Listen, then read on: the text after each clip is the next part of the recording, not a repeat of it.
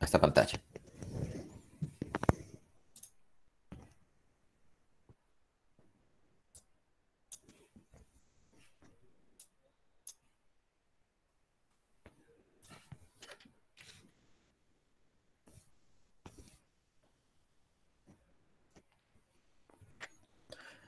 Bien, buenas tardes. Continuando entonces con el tema del curso, en la clase anterior lo que nosotros hicimos fue describir esa integral de la difracción de Fresnel e introdujimos un concepto que era el concepto de una función de transferencia, justamente que nos iba a representar los elementos que pusiéramos allí en la abertura o que tuviera en cuenta algún cambio geométrico que la abertura pudiera tener. Si nosotros consideramos, por ejemplo, una apertura de forma rectangular, entonces imaginémonos algo como esto. Yo tengo una geometría que es en forma rectangular, que tiene un ancho que será, por ejemplo, A, y tiene una altura B. Entonces yo puedo considerar que esa es la geometría que tiene mi apertura, ¿sí? Como según las condiciones de frontera que nosotros describimos, el resto va a estar bloqueando la luz incidente, ¿sí? Algo como de este estilo. ¿Cómo podemos describir entonces esa función de transferencia que nos representa esa abertura por la cual la luz está pasando? Pues lo primero es considerar cuáles son los ejes. Recuerden que en las coordenadas de los ejes vamos a tener unos ejes horizontal y vertical, y simplemente por simplicidad pues vamos a considerar que el centro de la abertura pasa justamente por el origen de los ejes del sistema de coordenadas. Y a esto los habíamos llamado con las letras griegas, la z griega y la eta, que son simplemente coordenadas paralelas a las coordenadas xy, pero las coordenadas xy las estamos midiendo en el plano de la detección o en el plano de la pantalla donde estemos representando el patrón de difracción. Entonces, si nosotros tenemos eso, miren que nosotros podemos escribir esa función de transferencia como una función de las coordenadas z griega y eta, y decir, es 1 en las siguientes regiones, entre menos a medios y a medios, y entre menos b medios y b medios, ¿sí? Y vale 0 en todo el resto del espacio, en todo lo demás.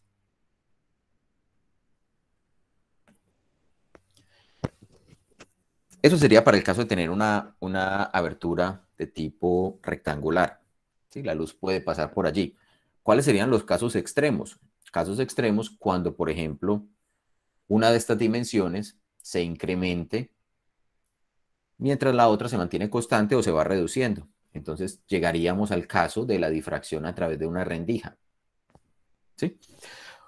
Otra posible forma que podría tomar la función de transferencia podría ser algo como de este estilo, que valga 1 en todas las regiones de las coordenadas z griega cuadrado más eta cuadrado menores que un cierto radio r cuadrado. Entonces miren que eso nos describe la ecuación de una circunferencia. Y acá entonces decir 0 en todo lo demás. Entonces ahí lo que estaríamos diciendo es simplemente nuestra abertura tendría una geometría circular. ¿Sí? Esto sería z griega, esto sería eta, y vamos a tener una circunferencia. Esto me quedó como una espiral. Eso, ahora sí quedó bonita. Y todo lo demás es 0. ¿Sí? La luz se bloquea en todo lo demás. Recuerden que las condiciones que Kirchhoff planteó para poder resolver la difracción eran precisamente que eh, en toda esa región la luz es absorbida y no es remitida en ninguna forma. Y únicamente estaría pasando a través de la abertura. Listo.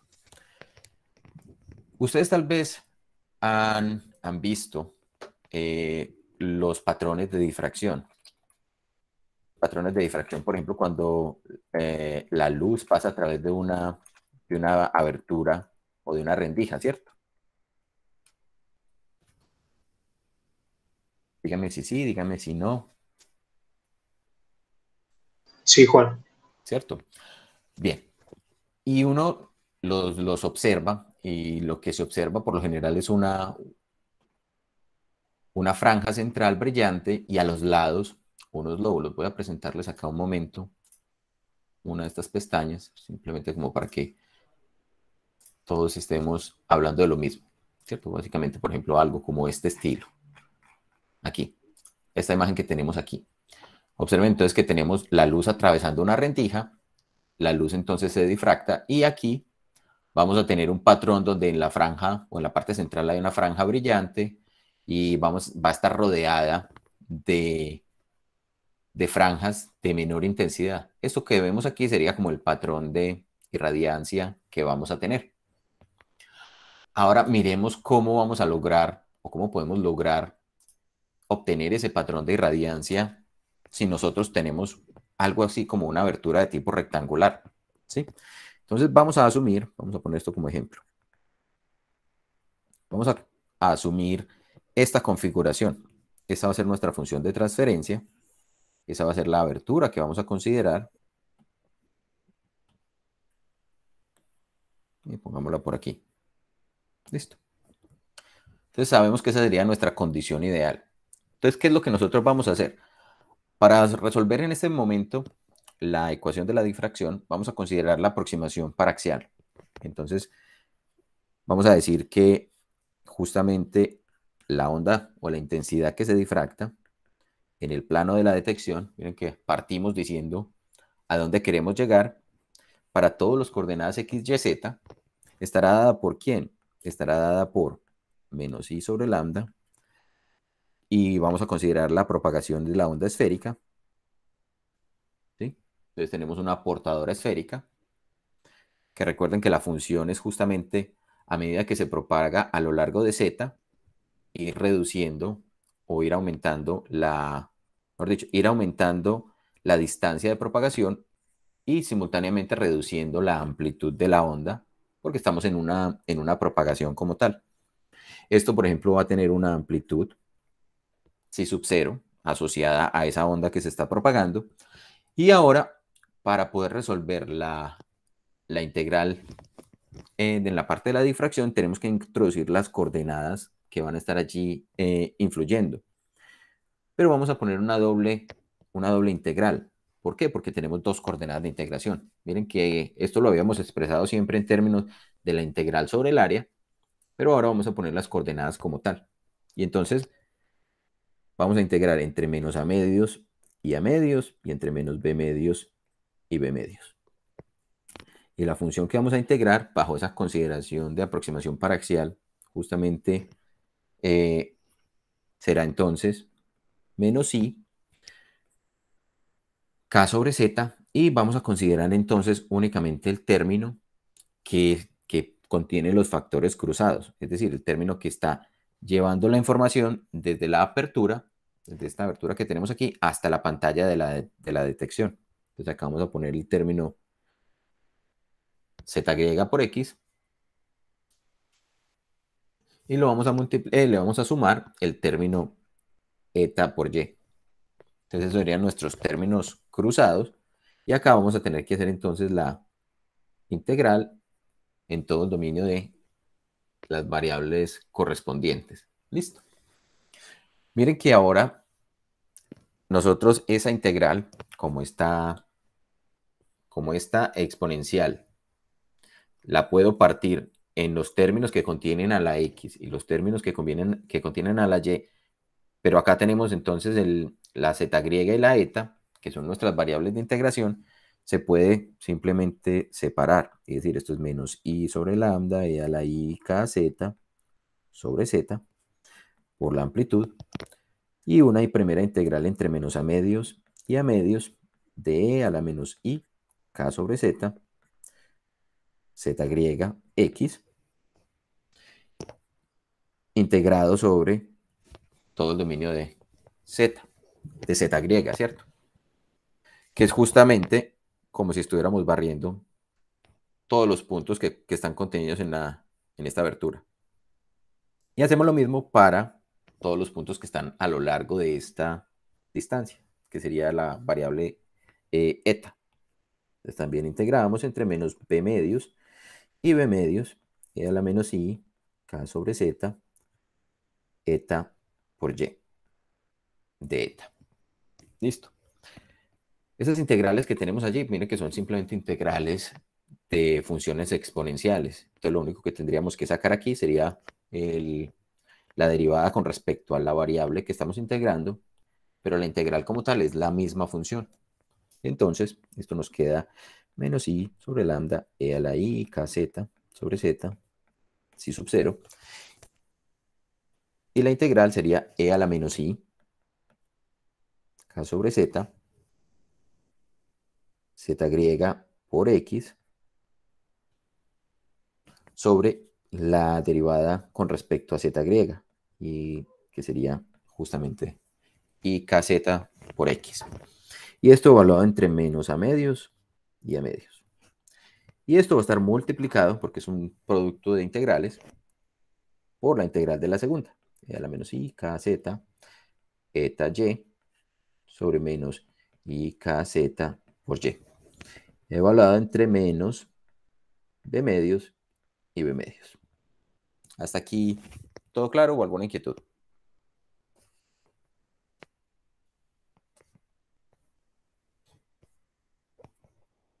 Todo claro, Juan. Listo. Bien. Cuando hacemos entonces la sustitución de los límites, entonces miren que esas exponenciales las podemos organizar de esta manera, ¿cierto? Me quedaría otra vez este mismo término. Reemplacemos el primer valor, el de a medios. Entonces me quedaría e a la menos i kz a medios por x sobre menos i kz, perdón, k sobre z por x. Y menos e a la menos i k sobre z, pero voy a reemplazar menos a medios, entonces esto se me convierte en 1 positivo por x. Y esto multiplicándome a e a la menos i kz, k sobre z, b medios por y menos e a la, esto se me convierte en más, i kz, b medios por y, por perdón, por menos i kz y. Listo. Entonces tenemos esa expresión hasta ahí. ¿Qué podemos hacer con esos exponenciales? Esos exponenciales, miren que tienen la forma, o los puedo reemplazar utilizando la fórmula de Euler. La fórmula de Euler, recordemos que simplemente nos decía que una exponencial con argumento imaginario, e a la más o menos i teta, yo lo puedo expresar entonces como el coseno de teta más o menos y veces el seno de teta. Entonces haciendo eso, esas dos exponenciales me van a quedar de este estilo. Esto sigue siendo exactamente igual. Y acá me quedaría para el primer término o para la primera expresión, esta que está con las x, me quedaría un coseno. Bajémoslo un poquito para ir mirando. ¿Coseno de quién? De kz por a medios por x menos y veces el seno del mismo parámetro, kz medios por x menos.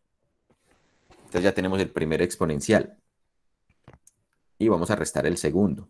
Entonces sería coseno de k medios, kz a medios por x, y el segundo término menos y, porque sería más, pero como tenemos un menos allí, pues sigue siendo menos.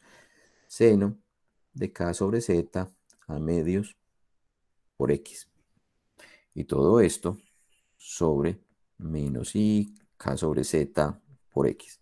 Y ese término que tenemos allí lo vamos a multiplicar por expandir esta otra expresión, esta segunda parte, también utilizando la fórmula de Euler. Entonces me quedaría coseno de kz b medios y menos i veces el seno de k sobre z b medios y menos coseno de k sobre z b medios y menos i seno de k sobre z b medios y. Miren que todo esto es simplemente un montón de carpintería y k sobre z y. Allí nos damos cuenta que hay unos términos que se van a cancelar. Por ejemplo, este coseno de aquí con este coseno de acá se van a cancelar, al igual que este coseno y este coseno. Nos va a quedar la expresión únicamente en términos de los senos. Entonces, si consideramos eso, y si nos damos cuenta además que este seno de aquí, por ejemplo, es exactamente igual a este, ¿sí? Miren que tendríamos menos i seno de k sobre z a medios x. Acá tenemos menos i seno k sobre z a medios x. Entonces me queda menos 2 veces el término que tenemos aquí. Y lo mismo pasa con la expresión con los que involucra la coordenada a lo largo de eta, las que están con y b medios. Entonces, ¿cómo me queda eso? Menos i sobre lambda e a la i kz en los medios por la amplitud, y me queda menos 2 y seno de k sobre z a medios por x sobre y k sobre z x. Y eso me multiplica, voy a dejar un espaciecito por aquí, me multiplica aquí a menos 2i seno de k sobre z b medios por y sobre k sobre z b medios por y. Listo. Observen entonces que yo puedo, yo creo que tengo un, no, está bien. Estos términos entonces que tengo acá, yo puedo cancelar signos. Yo puedo cancelar, por ejemplo, aquí me falta un menos, acá me falta un menos. Y esto es, epa, ¿qué hice acá? Esto es i k sobre z por y. Listo. Ahora sí. Ahora sí podemos empezar a cancelar cosas. Vamos a decir entonces, esta i se cancela con esta i se me cancela con esta i. Entonces me quedó el término ya únicamente con un solo imaginario, que es el que está aquí afuera. Puedo cancelar los signos. Puedo cancelar este menos con este menos, este menos con este menos. Entonces también se me van a convertir todos esos términos en términos positivos. Y voy a multiplicar arriba y abajo. Miren que el factor o el parámetro que yo tengo, el argumento de esta función seno, se parece un poquito a lo que está aquí abajo, en el denominador. Entonces tengo k sobre z a medios por x, acá tengo k sobre z por x. Y lo mismo acá, en este lado de acá. Tengo k sobre z, b medios por y, y acá tengo k sobre z por y. ¿Qué le falta al de abajo para ser exactamente igual al de arriba? Le faltaría el a medios y el b medios. Entonces vamos justamente a multiplicar por a medios arriba y por a medios abajo. Y lo mismo acá, por b medios arriba y por b medios abajo. ¿Para qué hicimos eso? Justamente para completar la forma en el argumento del denominador y que me quede exactamente igual a lo que está dentro de la función seno en ambos lados de la expresión o en ambas componentes de la expresión. Miren también entonces que eso me cancela el 2 con este 2 y este 2 con este 2. O sea que me quedó exactamente igual. Listo. ¿Para qué lo queríamos poner de esa manera? Porque resulta que hay una función que se define como sinc. La función es una función seno de argumento que es equivalente a tener el seno de una función o de un parámetro teta con un argumento teta dividido ese mismo argumento. Entonces, esto de acá lo podemos expresar en términos de esa función seno C o sin C, o simplemente función sinc. Listo. Entonces, ¿cómo nos va a quedar la respuesta hasta el momento? La onda difractada va a ser menos I sobre lambda por E a la I kz sobre z phi sub 0. Y acá me va a quedar entonces esto multiplicado por un parámetro A, por un parámetro B, que son los parámetros geométricos que tuvimos que introducir aquí para completar la forma de la función, y por la función sinc de k sobre z a medios por x, y la función sinc, entonces es un producto de funciones sinc, ¿listo?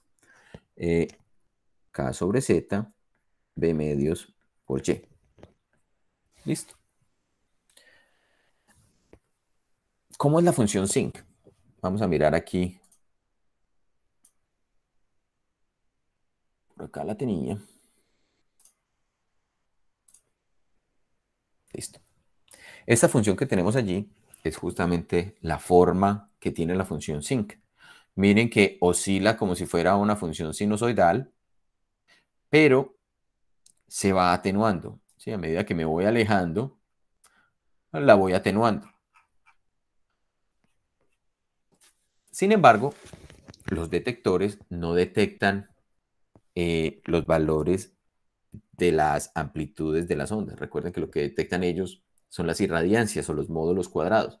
Entonces, realmente lo que vamos a detectar sería la función o una función asociada con esa función sinc elevada al cuadrado. Entonces, va a ser más de esta forma. Saquemos esta. Vamos a tener un máximo central que va a llegar a un valor 0 y que a partir de allí va a tener lóbulos de máximos y ceros que van a irse alejando. Esta función que tenemos aquí, observen que se hace 0 justamente en el valor pi. Menos pi, pi, 2pi, menos 2pi y así sucesivamente. Existe una variación de la función sinc que se conoce como la función sinc normalizada. ¿Cómo es que es sinc normalizada? No estará normalizada a la magnitud 1, sino que va a estar normalizada para que la frecuencia en donde ocurren estos mínimos y máximos esté cada una unidad, porque esto aquí lo que tenemos es que justamente es máximo en el centro, se hace mínimo en pi y en menos pi, se hace otra vez mínimo en 2pi, en 3pi, en 4pi y así sucesivamente. Pero si lo normalizamos, que sería esta expresión que estamos viendo acá, es el seno, multiplico el argumento interior por pi, pero también divido por pi. Entonces miren cómo cambia la función. Es muy parecida, pero ahora los mínimos ocurren en 1 y menos 1, en 2 y menos 2, en 3 y menos 3 y así sucesivamente. Entonces, cualquiera de las expresiones que tengamos allí en cuenta, simplemente vamos a considerar esa variación. ¿Listo?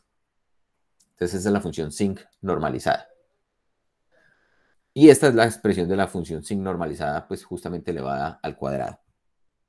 ¿Alguna inquietud con esa forma funcional?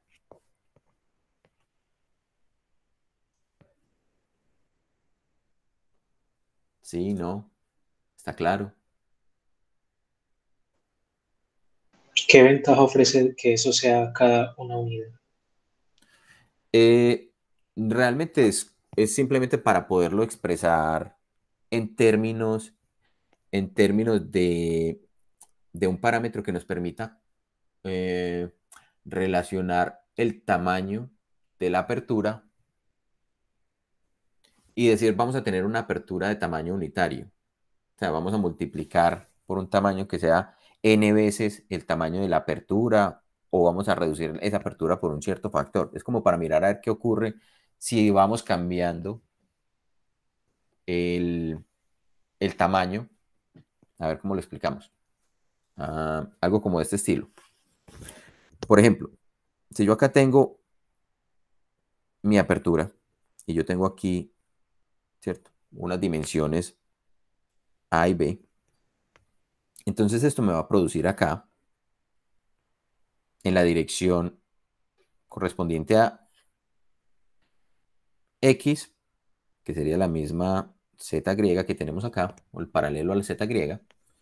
Acá tendríamos una distribución de forma sinc, cuando miremos el, el perfil de difracción.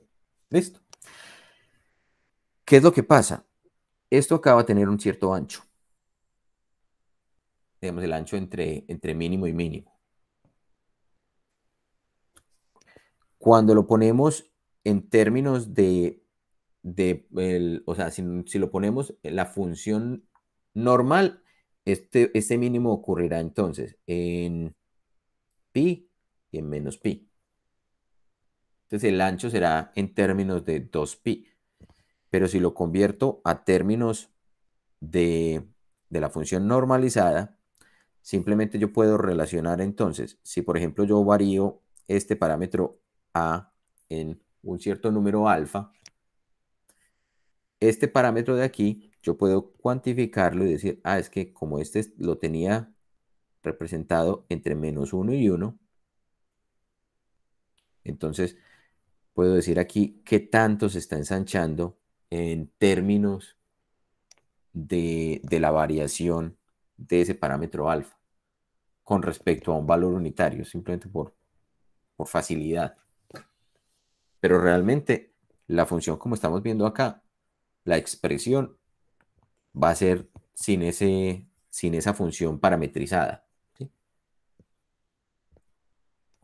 Solo Vale, como entiendo. para... Listo. Sí, Ok. Entonces, teniendo en cuenta que lo que están midiendo los detectores es irradiancia, ¿sí? Lo que vamos a medir es justamente la irradiancia en cada una de las coordenadas del plano de detección. ¿Eso qué corresponderá? Corresponderá entonces al cuadrado de la amplitud. Y entonces para poderlo obtener, miren que entonces lo que tenemos que hacer es coger esta expresión que tenemos aquí y empezar a elevar las cosas al cuadrado.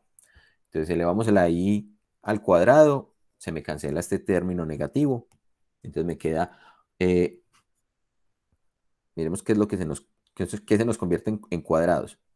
Este término, lambda z, se va a convertir en cuadrado, esta amplitud va a ser tomada al cuadrado, entonces me quedaría algo como de este estilo, me quedaría la amplitud elevada al cuadrado sobre lambda z, también elevada al cuadrado.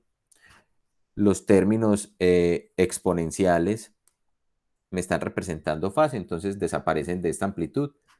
Y me quedarían entonces estos términos de acá, a por b, seno, el sinc correspondiente a la variable x y el sinc correspondiente a la variable y. Entonces me quedaría a por b al cuadrado, el sinc ahora elevado al cuadrado de k sobre z a medios por x y el sinc elevado al cuadrado de k sobre z b medios por y. Si nosotros graficamos esas funciones sinc cuadráticas, vamos a ponerlas de este estilo. Vamos a graficar esas sinc cuadrático como la función normalizada. Pongámoslo aquí, el sinc normalizado sería pi veces n por x. Lo que estamos haciendo es precisamente mirar qué pasa cuando estamos multiplicando esa ancho de la apertura por un cierto valor.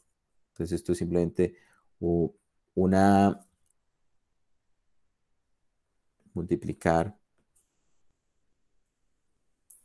la apertura para ver qué pasa si la ensancho o si la reduzco.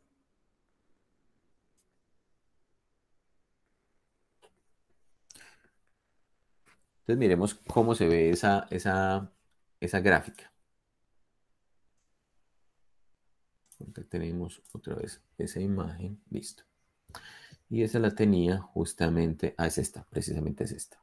Entonces miren lo que pasa, por ejemplo, acá tengo este parámetro n, que es el que me está controlando esta función que tengo acá. Entonces en este momento está multiplicado por 1. Pero si yo ensancho la apertura, entonces miren que lo que empieza a ocurrir es que justamente el patrón de difracción se reduce. En este caso se redujo a la mitad. O sea, duplicando el tamaño de la apertura o de la dimensión correspondiente en la apertura, estoy reduciendo a la mitad la distancia entre los mínimos. Si hago esto cada vez más grande, entonces miren que ese patrón empieza a ser cada vez menos notorio, se empieza a hacer mucho más pequeñito. En este caso, por ejemplo, la amplié 5 veces, entonces el patrón justamente se me redujo en esa proporción. Me quedó únicamente el 20% del tamaño original. ¿Sí? Miremos, por ejemplo, qué ocurre cuando, vamos a graficar esta misma, ¿sí? Cuando, por ejemplo, yo empiezo a reducir la apertura. En este caso, voy a controlar eso con esta otra función. Es la misma función sync, pero ahora el parámetro lo estoy modificando para que sea una fracción. ¿Sí? Miren que cuando empiezo a reducir el tamaño de la apertura, porque este factor multiplicativo es menor que 1, entonces el patrón se empieza justamente a ensanchar. Aquí alcanzamos a observar que en este caso, por ejemplo, vamos al 40% y esto ya lleva en 2,5, o sea, se ensanchó en 2,5%. Que en 250%. En este caso, por ejemplo, miren que lo reduje a la quinta parte, se me ensanchó 5 veces. Listo. Y entonces eso también lo observa uno cuando está mirando, por ejemplo, este tipo de patrones de difracción. Se observa que justamente al reducir el tamaño de la apertura, el máximo central empieza justamente a ensancharse. Nosotros tenemos un producto, en este caso, que es un producto de funciones sinc cuadráticas. Por acá, ¿cómo se vería eso? A ver si lo podemos observar bien. Aquí simplemente estoy multiplicando un par de funciones sinc cuadráticas, una a lo largo de X, una a lo largo de Y, cada una con un factor justamente de multiplicación. Entonces, por ejemplo, pongamos estos los dos en 1. Acá simplemente se ve un poco distorsionado porque los ejes no están a la misma escala. La verdad no encontré cómo ponerlos a la misma escala, pero esto se debería ver exactamente como una protuberancia uniforme en las dos direcciones. Yo miro si de pronto hay una manera de hacerlo por aquí. Mm, mm, mm.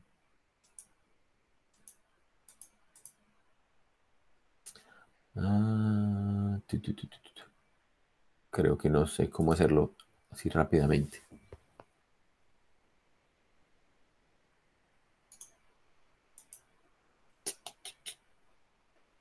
Bueno, en fin. El hecho es que precisamente nosotros lo que podemos observar es que si ensanchamos las aperturas, entonces lo que vamos a lograr es que justamente ese máximo central reduzca su tamaño. Aquí alcanzamos levemente a observar los lóbulos laterales, ¿sí? Se van a observar con una menor irradiancia, pero van a estar allí. Ahí se alcanzan a observar un poquito mejor si lo miro de lado, ¿sí? Lo mismo sobre este eje. Pero entonces, lo que es interesante es que justamente cuando yo estoy reduciendo el tamaño de la apertura, lo que estoy logrando es que ese máximo central se ensanche. Y eso es como lo que es notorio en el estudio de la difracción. ¿Listo?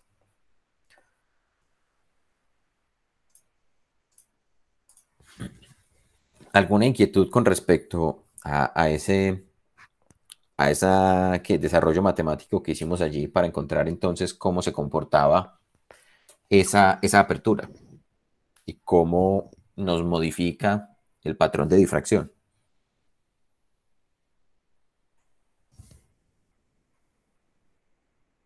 Listo.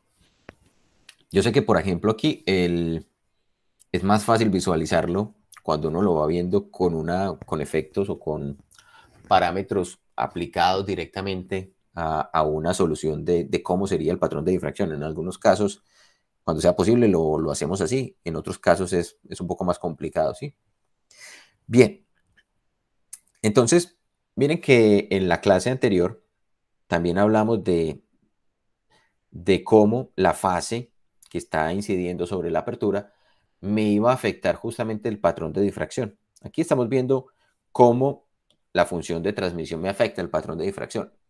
Pero ahora discutamos un poquito acerca de la fase, qué es lo que la fase justamente va a lograr o va a hacer cuando estamos modificando el patrón de difracción.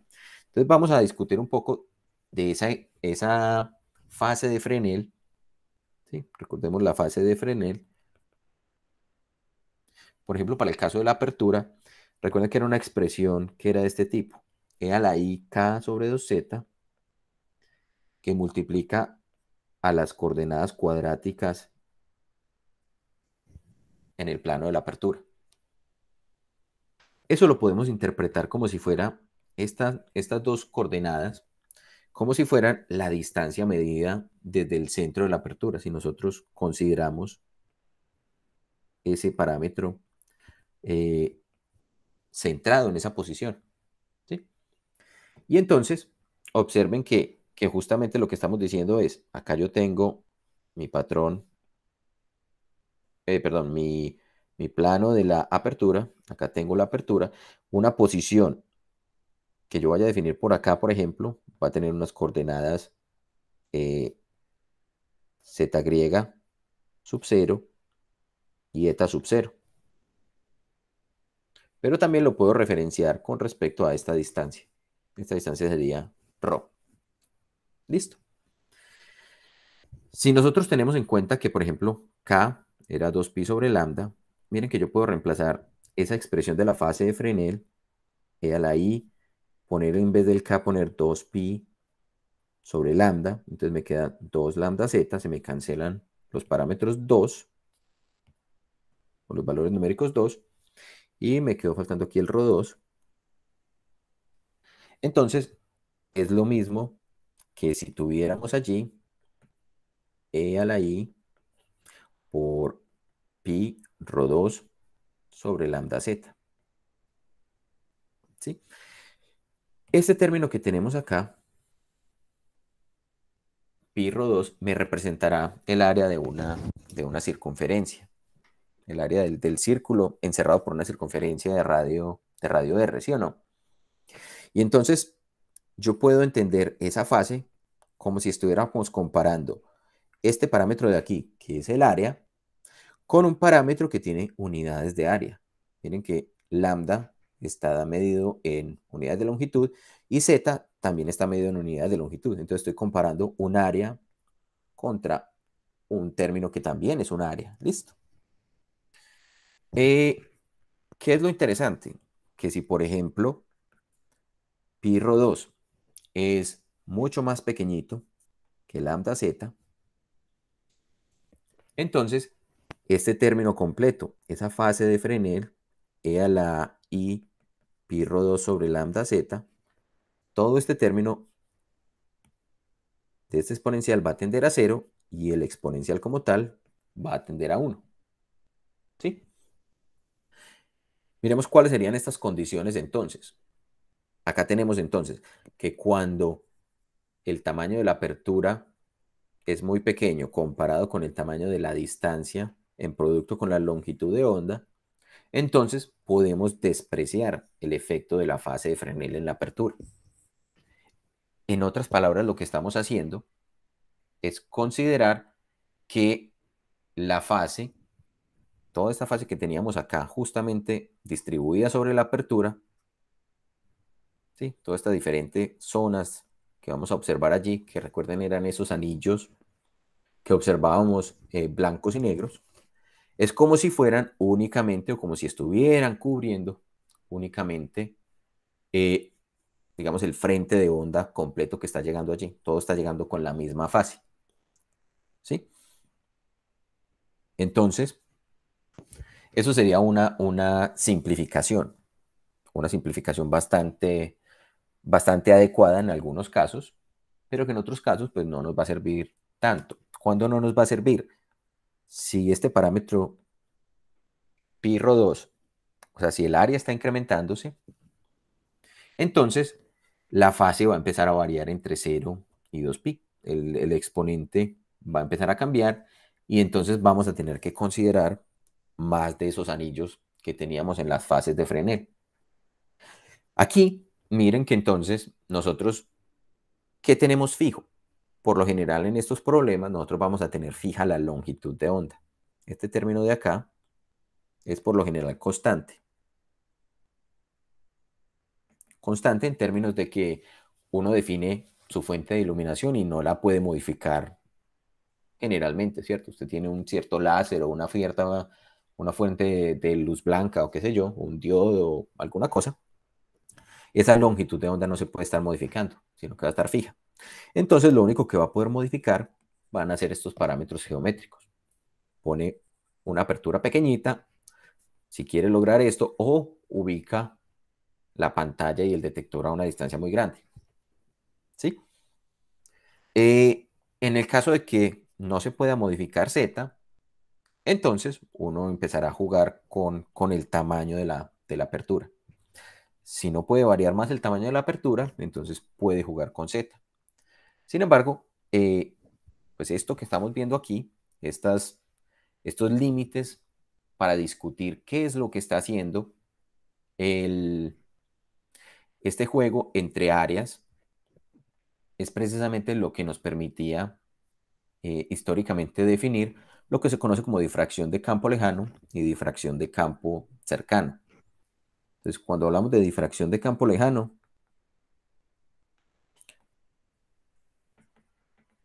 estábamos hablando de lo que era lo que se conocía como difracción de Fraunhofer.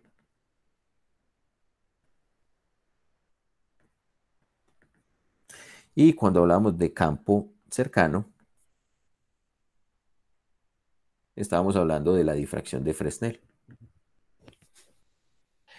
Sin embargo, esto es simplemente lo que históricamente se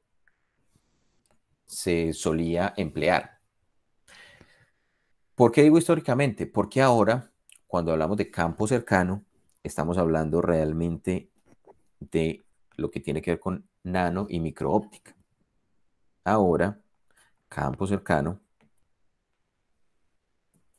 es justamente la nano y microóptica.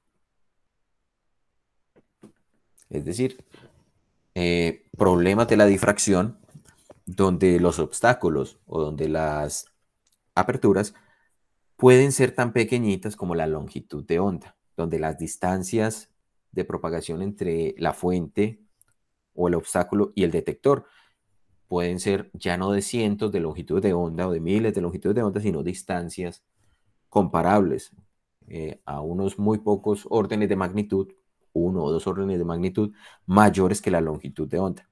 Entonces, eso es lo que nos va a definir el concepto de campo cercano en este momento. Listo.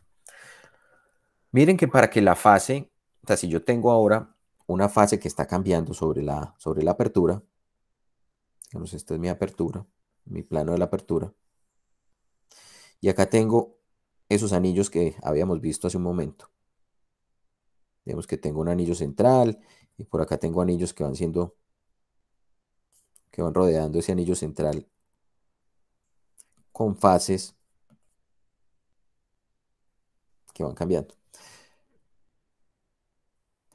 Cuando él pasa justamente de blanco a negro, estamos teniendo un cambio de más pi o menos pi en la fase, ¿cierto? Blanco a negro, negro a blanco, los cambios son de más o menos 1 en la fase. ¿Cómo se logra eso? Eso se logra justamente cuando se está cumpliendo esta condición. La fase, miren que está dada por términos exponenciales. Entonces, cuando este exponencial cambia en n veces pi, entonces el resultado que vamos a obtener va a ser justamente más o menos 1. Recuerden que este término o este valor exponencial, cuando se representa en ese plano de números complejos, donde acá están los números reales y acá están los números imaginarios, esto lo que nos está mostrando es justamente los diferentes valores. Entonces, por ejemplo, cuando n es igual a 0, entonces esto toma el valor unitario. Cuando n es igual a 1, entonces es como si yo estuviera recorrido un ángulo equivalente a pi veces, y entonces esto toma el valor de menos 1. N es igual a 2, entonces es como si el ángulo barrido hubiera sido 2pi. Entonces esto vuelve a tomar el valor de 1. Y así sucesivamente.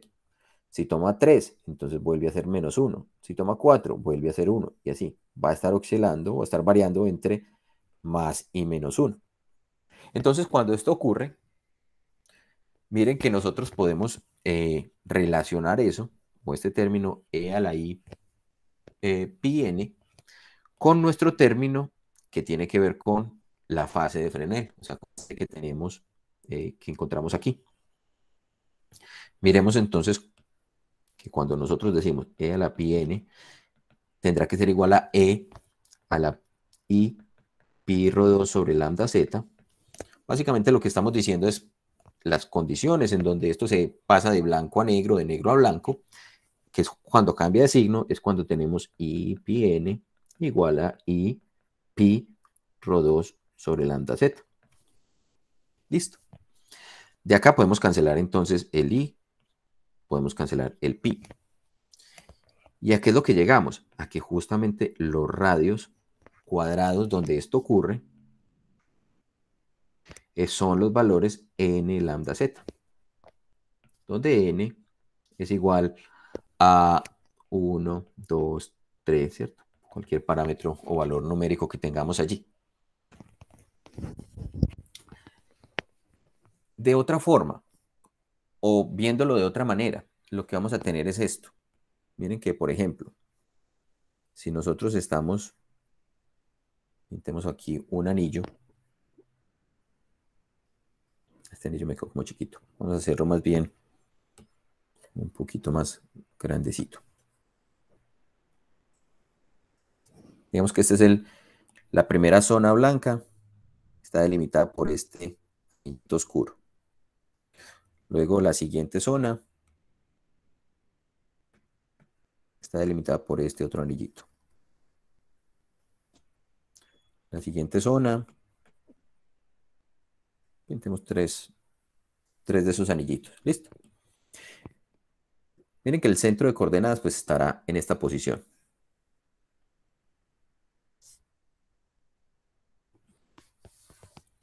Bien.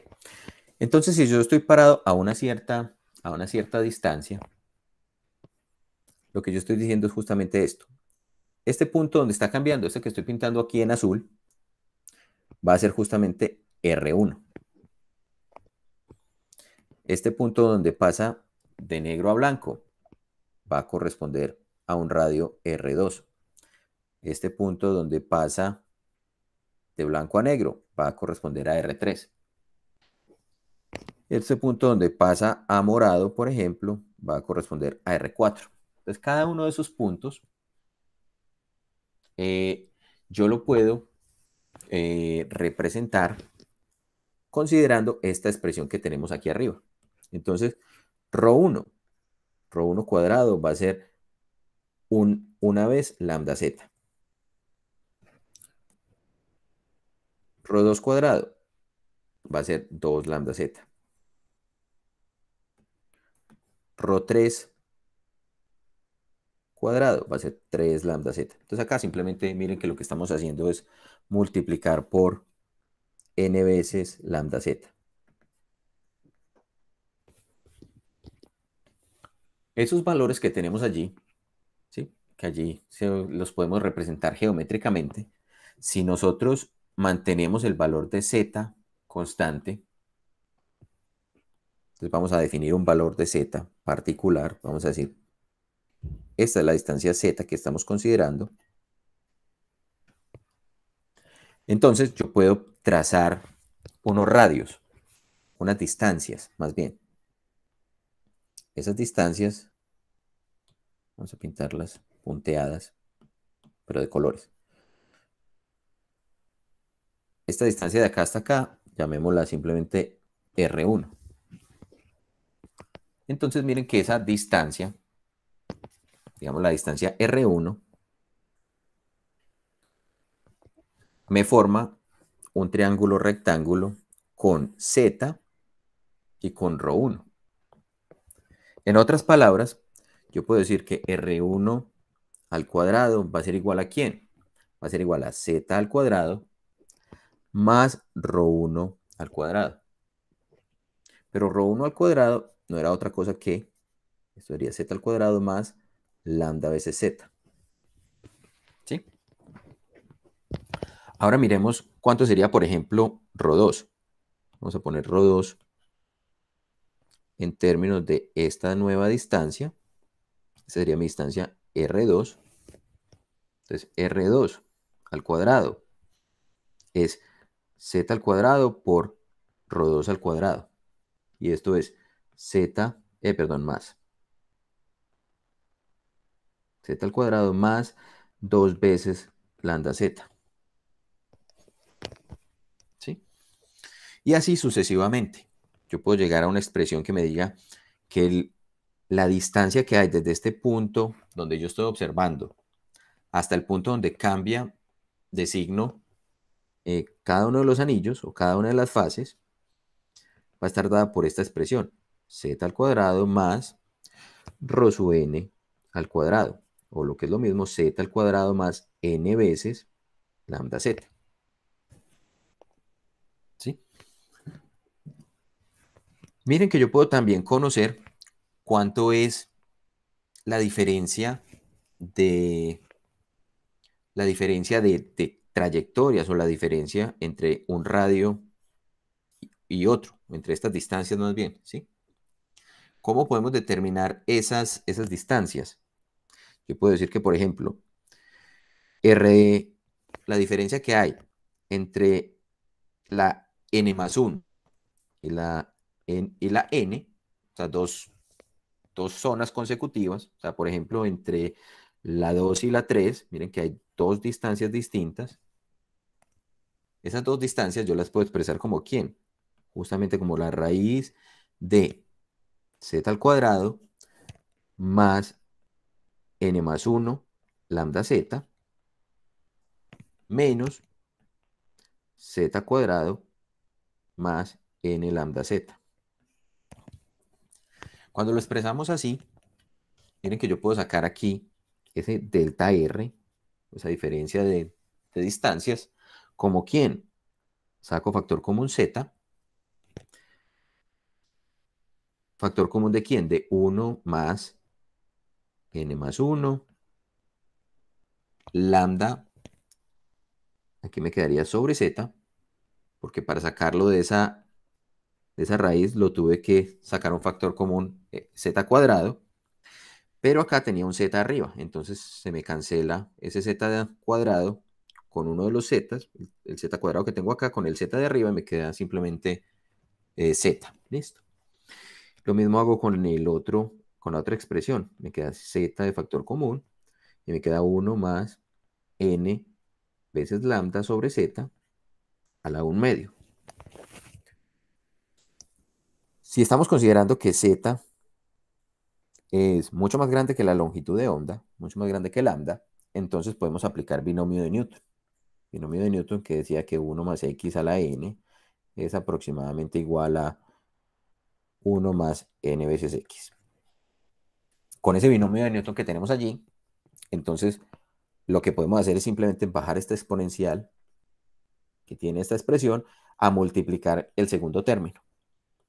Entonces nos queda el delta r nos quedará Z, 1 más n más 1, lambda sobre 2z, menos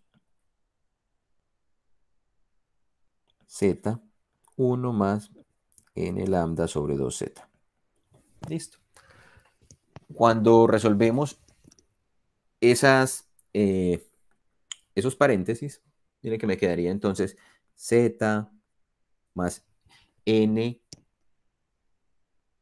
lambda medios más lambda medios, ¿sí? Porque se me cancelan los zetas en el segundo término, menos z menos n lambda medios, y ya, ¿sí? Entonces, ¿qué es lo que me está diciendo esto? Esto me está diciendo el cambio de distancia de la luz que recorre este punto donde cambia de signo y este punto donde cambia de signo en una región, en dos cambios consecutivos más bien. Miren que esto se cancela con esto se cancela con esto, y el cambio de desplazamiento es justamente lambda medios. ¿Esto qué es lo que me está diciendo? Entonces, me está diciendo que la luz que proviene de esta posición con respecto a la que proviene de esta posición simplemente está desfasada lambda medios al llegar a este punto de interés. Lo mismo ocurre entre la luz que viene de entre esta posición y esta. Está desfasada lambda medios. Entre esta y esta está desfasada lambda medios. O sea, todas estas distancias, no importa qué tan alejado esté, entre un par de fases consecutivas o entre un par de cambios de fase, un par de cambios de signo, vamos a tener que la luz ha viajado una distancia de lambda medios. Entonces, ese tipo de placas también se conocen como zonas de lambda medios. Entonces, las zonas de Fresnel también se conocen como zonas de lambda medio.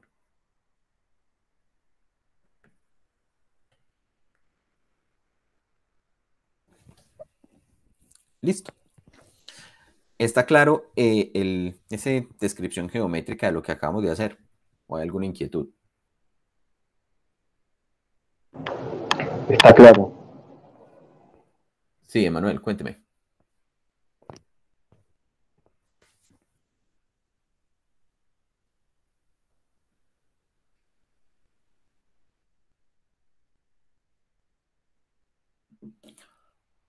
No, no es la distancia entre círculos, es la distancia entre, es el cambio de longitud de onda entre un punto, o mejor dicho, si yo tomo un punto sobre el eje que yo quiero analizar, la luz que viaje desde este punto hasta este punto de acá y la luz que viaja desde este punto hasta este punto de acá, o sea, entre dos puntos consecutivos donde cambia de signo, va a estar desfasada lambda medios.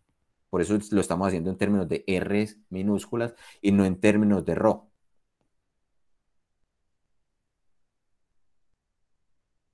Listo. Entonces ya quedó esa parte clara. Ahora, ¿qué también puede ser interesante de determinar? Vamos a mirar cómo son las áreas de cada una de estas regiones. ¿En términos de quién? Pues de que ya conocemos que justamente las distancias están cambiando en lambda z, ¿cierto? Esta expresión, mejor dicho, en los puntos donde cambia de signo, sabemos que se cumple esta condición. Entonces, vamos a calcular las áreas de una región cualquiera.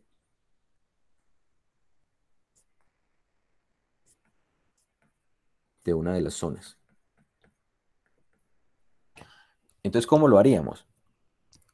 Tendríamos que tener en cuenta, por ejemplo, si yo quiero conocer el de la zona n+1, digamos, yo quiero conocer el área de esta zona blanca, de esta que estoy aquí resaltando.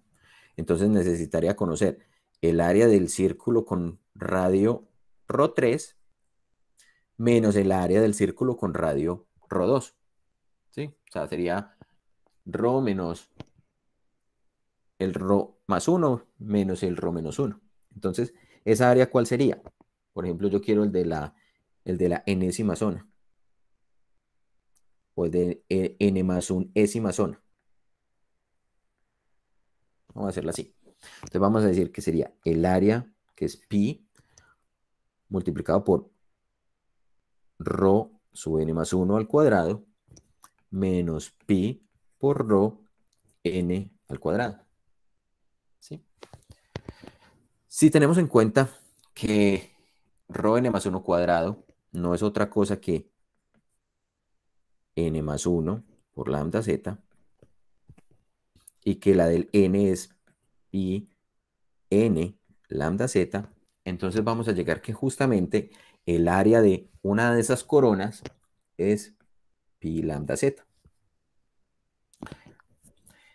Miren que acá, este término al que acabamos de llegar, pi lambda z, no tiene en ninguna parte el término de la enésima o de la n más unésima, sino que está libre de cualquier valor así. ¿Eso qué es lo que nos quiere decir? Que no importa cuál es el área, todas las áreas son iguales.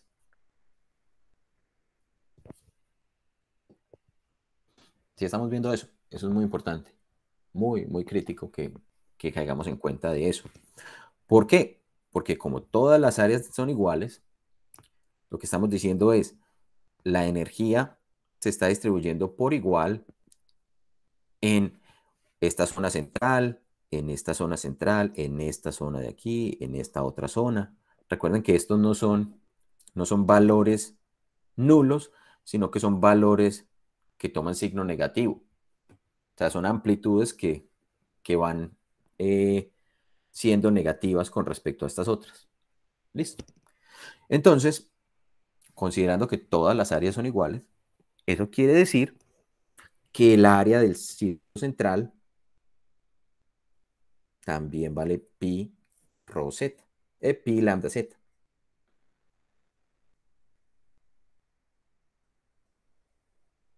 El área del círculo central también es pi lambda z.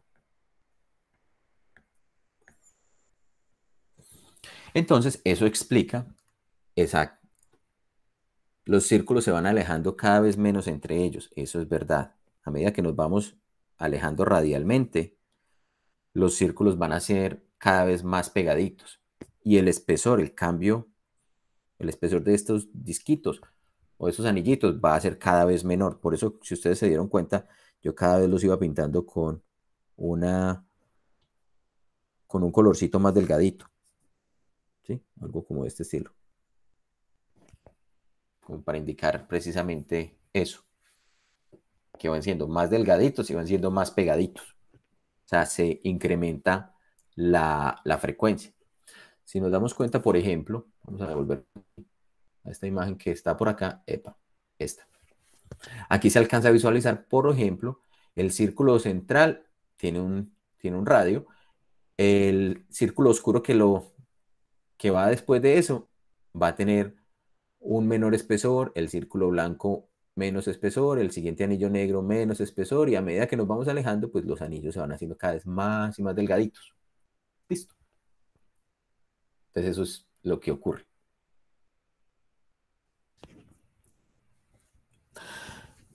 Bien, miren que entonces, si nosotros estamos diciendo, es que el área del círculo central es pi lambda z, y nos damos cuenta que en esa expresión la fase de Fresnel, esta era la fase de Fresnel, y por pi rho 2 sobre lambda z, entonces si yo cojo esa fase de Fresnel y le multiplico pi por aquí y pi por acá,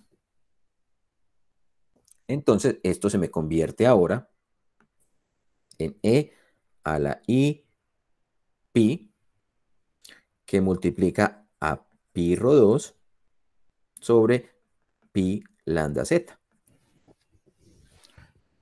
donde el término de arriba es el área de la abertura, abertura, ya no sé cómo se escribe, apertura, y este término de abajo es el área del disco central. Entonces estoy comparando precisamente de qué tamaño tengo que hacer la apertura con respecto al tamaño del círculo central. A este valor que tenemos acá, a esta expresión, ay, le voy a poner de otro color. A esto que tenemos acá, lo conocemos como el número de Fresnel.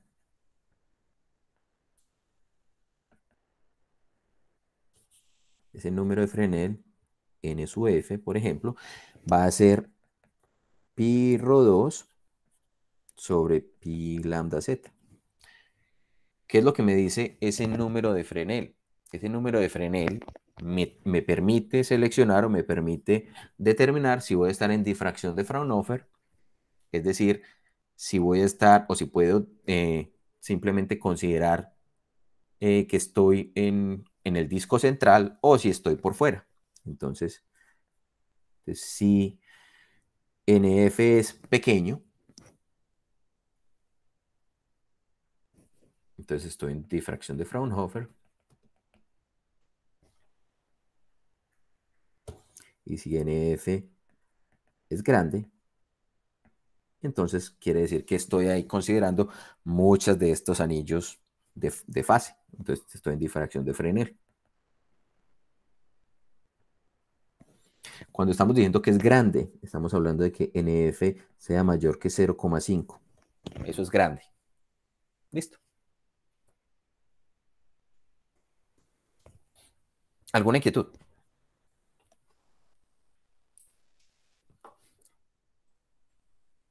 Esos son simplemente parámetros que nos van a permitir al momento de diseñar considerar de qué tamaño vamos a poner los elementos. Vamos a mirar entonces ahora cómo se afecta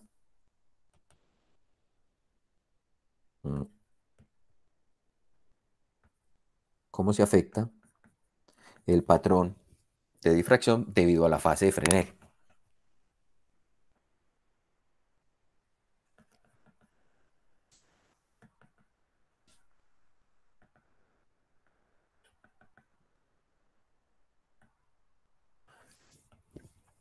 ¿Qué es lo que vamos a considerar entonces? Para saber cómo estamos afectando, necesitamos hacer los aportes o considerar cuánto está aportando cada una de estas fases al punto de observación. Entonces, la manera de hacerlo es considerar que yo por acá tengo un punto que es la fuente, por acá a una cierta distancia, voy a tener un punto que es donde estoy observando, donde yo quiero determinar la contribución de la fase, y decir que justamente pues lo que vamos a tener alrededor de este punto fuente es una onda esférica que se está propagando. Entonces vamos a pintar una onda esférica. Esa es mi onda esférica. Ya que me quedó bonita esa onda esférica. Listo. Vamos a pintar esto de tal manera que nos quede, que podamos ver más o menos la forma de la esfera. ¿Sí? Listo. ¿Qué es lo que vamos a considerar entonces? Vamos a considerar que sobre esa onda esférica vamos a tener justamente las fases o los anillos de Fresnel. Básicamente lo que vamos a tener es esto de esta manera. Este anillito me quedó chiquito, vamos a hacerlo grande primero. El primero, no tan grande. Algo como este estilo, creo. Digamos que acá voy a tener un anillo, por acá voy a tener un anillo más pequeñito, por acá voy a tener un anillo más pequeñito y así. Sí, esos anillos como si se estuvieran desarrollando sobre la superficie esférica. Pero entonces, por simplicidad, simplemente lo que voy a hacer es tomar la contribución de un punto particular. Es decir, por acá yo tengo un, un punto, un punto que está justamente sobre la superficie de la esfera. Y ese punto, pues entonces estará a una distancia R. A una distancia R, donde R es el radio de la esfera. Miren que entonces lo que vamos a tener acá es, se me va a formar un triángulo.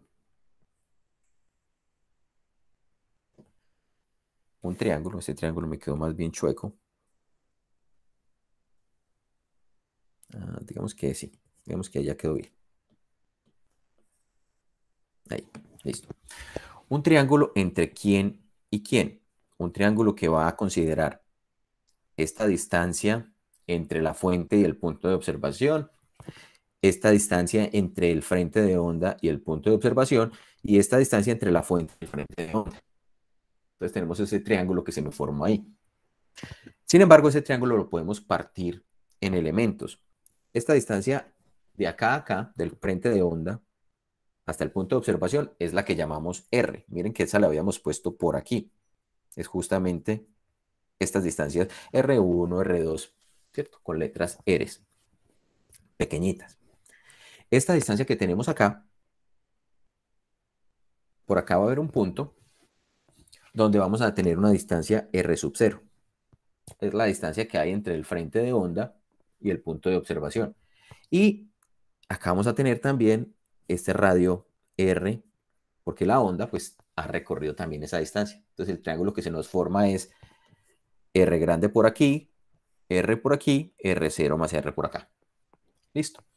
¿Qué es lo que tenemos que considerar? Pues que allí, en esa posición, por ahí está pasando una cierta zona de Fresnel. ¿Sí? La contribución a la fase, la contribución de fase en ese punto, pues tendrá que ver con eso. ¿Qué tenemos que hacer? Tenemos que considerar unas unidades o unas coordenadas, en este caso, esféricas. ¿Para poder considerar quién? Para poder considerar variaciones en este ángulo que estamos midiendo con respecto a este eje de acá, que será el ángulo cenital, el ángulo medido, ¿cierto? Si ustedes recuerdan, por ejemplo, en las coordenadas esféricas, normalmente uno pinta las coordenadas esféricas de esta manera y mide un ángulo con respecto a este eje. Este es el ángulo teta. Mide un ángulo con respecto a esta proyección. Ese es el ángulo phi. Y mide el radio rho. Sí, en este caso nuestro radio rho es R grande. Epa, esto es realmente R grande. Y estamos variando este ángulo teta medido desde esta posición con respecto a este plano. Estamos subiendo este valor. Y estamos alrededor con respecto al eje phi en toda la periferia. Entonces, esto de aquí, esta proyección, va a ser R seno teta.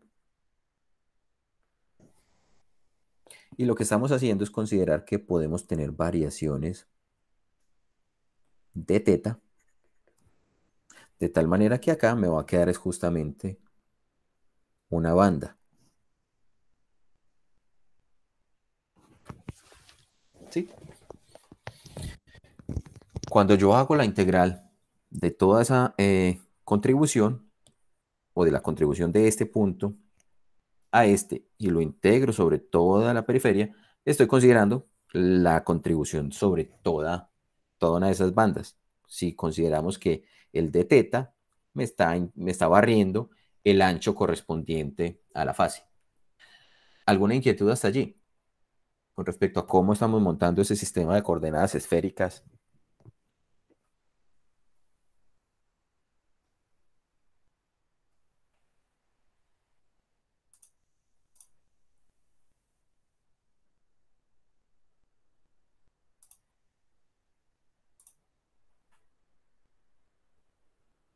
¿Sí? ¿No?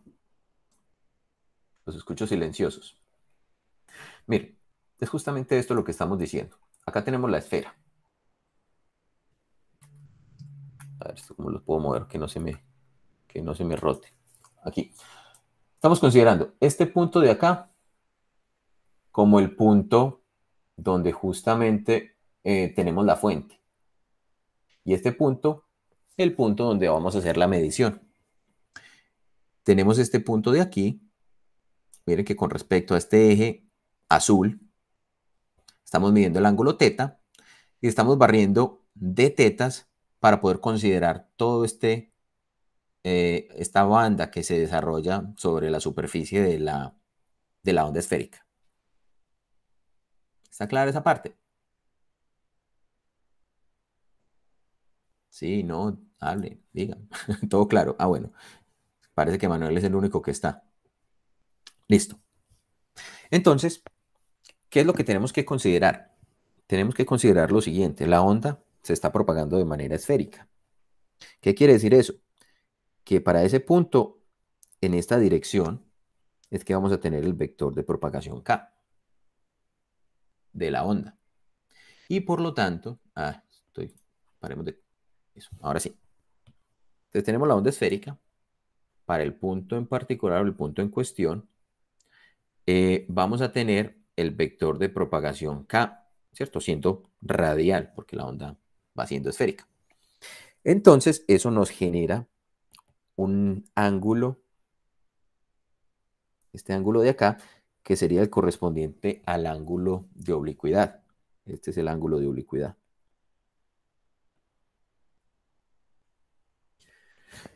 ¿Por qué es importante eso? Porque resulta que las fases, ¿cierto? La contribución a la fase de la onda en esta región va a estar más directamente apuntando hacia acá, entonces el ángulo de oblicuidad va a ser pequeñito. Y recuerden que el ángulo de oblicuidad estaba relacionado con una función coseno. Entonces la mayor cantidad del aporte a la fase va a venir de estos, pero estos también van a contribuir dependiendo de la dirección. Entre más alejados estén o entre más arriba estemos midiendo en la esfera, menor va a ser la contribución, hasta el punto en el que cuando Ki, este ángulo de oblicuidad, sea 90 grados, pues la contribución a la fase va a ser nula. ¿Sí? ¿Qué es lo que también tenemos que decir? Pues vamos a borrar estas coordenadas esféricas de acá. Sabemos entonces que, por ejemplo, la amplitud de la onda en ese radio R va a ser, por ejemplo, un factor de amplitud A, un coeficiente por E a la I, KR sobre R. Esa es la amplitud que va a tener la onda en ese punto. En ese punto P, entonces es donde queremos conocer justamente la contribución o la difracción. Y lo que estamos haciendo es justamente medir esa distribución. R minúscula lo vamos a poder representar como ¿quién? Lo podemos representar a partir de la ley de cosenos como R al cuadrado, donde R cuadrado sería esta distancia, más la suma del otro cateto, o del otro lado del triángulo, perdón, R más R sub 0 al cuadrado, menos 2 veces R por R más R sub 0 por el coseno del ángulo teta. Entonces esa es la expresión que nos permite encontrar el valor de R cuadrado. ¿Cuál es el diferencial o el diferencial de superficie? En este caso estamos considerando que mi diferencial de superficie es toda esta banda que tenemos acá. Si recordamos en las coordenadas esféricas, los diferenciales de superficie, cuando hacemos una integral sobre la superficie, son de este tipo, son R cuadrado, seno de teta y de phi. Pero estamos diciendo, phi lo estamos barriendo entre 0 y 2pi, porque estamos tomando toda la contribución sobre todo de la periferia. Entonces, esa integral directamente nos va a dar 2pi, y en este caso, el diferencial completo es R cuadrado, seno de teta. ¿Sí? ¿Alguna inquietud con respecto a ese paso? Bien. Si nosotros tomamos la derivada de esta expresión, de esta que tenemos aquí,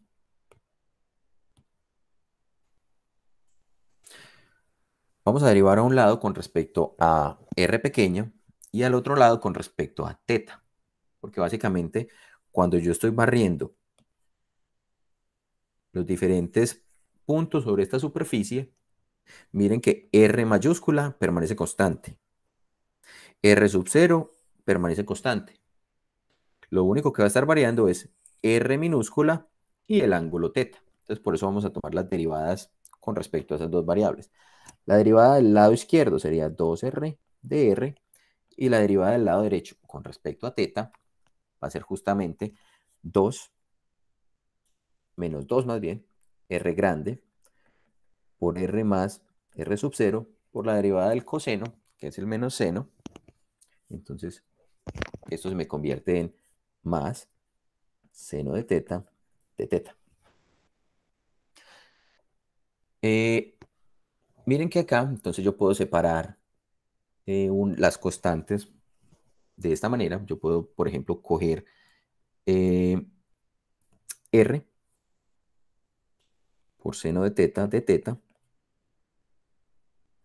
y eso igualarlo a, se me cancelan los dos, e igualarlo a R pequeñito sobre R más R sub 0 de R. ¿Sí? Miren que acá, justamente este término, R seno teta de teta, es exactamente el término que nos aparece, bueno, parte del término que nos aparece aquí. ¿Sí? Entonces, el diferencial de superficie lo puedo expresar como 2pi por R de R sobre R más R sub 0. Listo.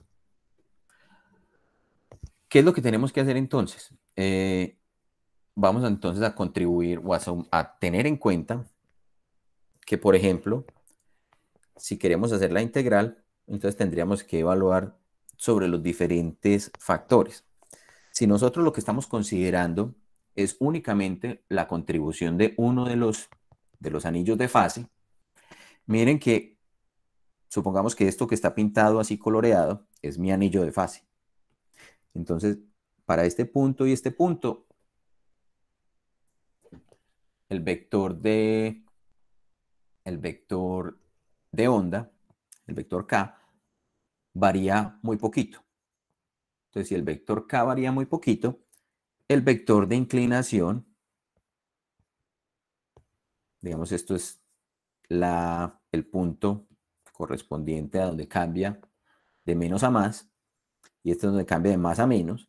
Entre este punto y este punto, estos factores o estos ángulos de oblicuidad también han cambiado muy poquito. Y el cambio entre esta posición de la propagación desde acá hasta acá y de esta posición, vamos a ponerla en otro color, desde aquí hasta aquí, ¿sí? Esa segunda línea que puse punteada, esta sería, pongámoslo, R, digamos que esta es la enésima zona, esta es la zona n más 1. Sabemos que la diferencia entre esas dos zonas, por ejemplo, son simplemente lambda medios, que eso fue justamente lo que mostramos hace un momentico. Entonces, ¿qué vamos a suponer?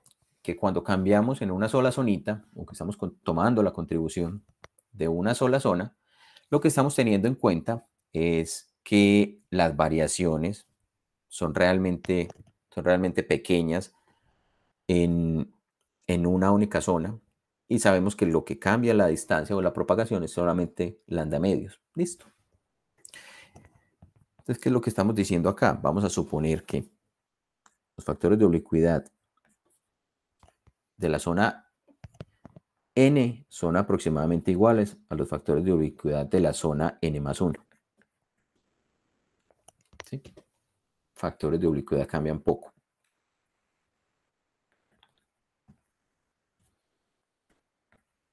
Cambian poco para la misma zona.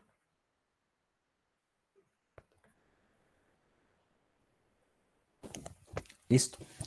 Y entonces cuando queremos escribir el valor de la integral, o sea, el término que debemos considerar al momento de hacer la integral, vamos a tener que poner entonces, tenemos que poner la amplitud, tenemos que poner el propagador, en este caso vamos a considerar el propagador que me está indicando la propagación temporal. Ahorita le ponemos el factor de oblicuidad y todo el factor de propagación espacial. Y tenemos que considerar el diferencial de superficie. Entonces, la amplitud, ¿quién va a ser? La amplitud de la onda en ese punto dijimos que iba a ser A por E a la I KR sobre R. Esto es la amplitud. Vamos a tener en cuenta el término de propagación o el kernel de propagación en ese caso de las ondas esféricas. El kernel de propagación es K por el factor de oblicuidad. Miren que no lo estamos volando del todo, sino que estamos diciendo que dentro de la misma zona no está cambiando mucho para que no nos afecte al momento de hacer la integral, sino que lo podemos sacar como si fuera una constante. Y por E a la I KR menos omega T sobre R, porque esto es una onda esférica. ¿Listo? ¿Por qué más tenemos que multiplicar? Por el ds. El ds vimos que era 2pi por R sobre R más R sub 0. Por R de R. Listo. Entonces, esto es el kernel de propagación de la onda esférica.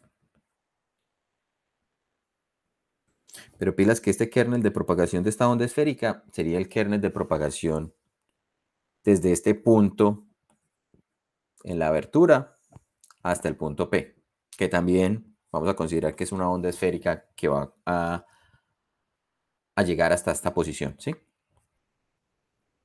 Y acá tenemos todo lo correspondiente al diferencial de superficie.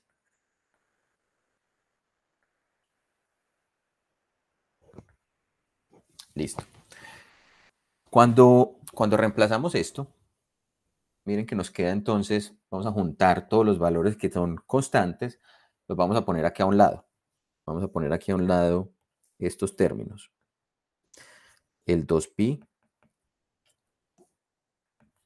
el parámetro de amplitud A. Miren que se nos cancela esta R con esta R de acá. Entonces las R desaparecen. Nos queda R más R sub 0 aquí en la parte de abajo. Nos queda el término del parámetro de oblicuidad. Y nos queda el coeficiente o el kernel de propagación. E a la I KR menos omega T sobre R, pequeñito. De hecho, ese término de allí lo podemos reemplazar teniendo en cuenta que la onda que se está propagando, es más, juntémoslos acá, esos dos términos, de hecho, esto es mejor ponerlo así. Coger este término que tenemos aquí. Ah, bueno, no había visto una cosa. Miren esto que tenemos acá. Acá tenemos lo que se nos va a ir cancelando. Esta R se nos cancela con esta R. ¿Sí? Esta R de acá, esta R pequeñita, que le voy a poner otro color, se nos cancela con esta R de acá. Nos quedan entonces términos constantes. ¿Cuáles términos constantes nos quedaron? Nos quedó A, nos quedó este coeficiente de oblicuidad, nos quedó el 2pi, nos quedó el R más R sub 0, y podemos juntar en esta exponencial los términos correspondientes a la propagación desde la fuente y a los términos correspondientes de la propagación desde el punto en la onda esférica hasta el punto P. Entonces podemos poner esto junto. Entonces nos queda E a la I K R grande más KR pequeña menos omega T. Y acá por el dr. Listo. Entonces, lo único que va a estar cambiando en este caso, cuando hacemos la integral, va a ser la distancia que está ocurriendo entre, entre el punto donde el anillo cambia de signo hasta el otro punto donde el anillo cambia de signo, ¿sí? Si queremos determinar cuánto es esa contribución, miren que el término variable será justamente esta distancia, este dr es el que está variando para medir las diferentes contribuciones al punto, porque eso es justamente el término que tenemos acá sobre la integral. Si queremos conocer entonces cuánto es esa contribución o en cuánto contribuye la zona L, pues la zona Lésima le va a contribuir al punto P,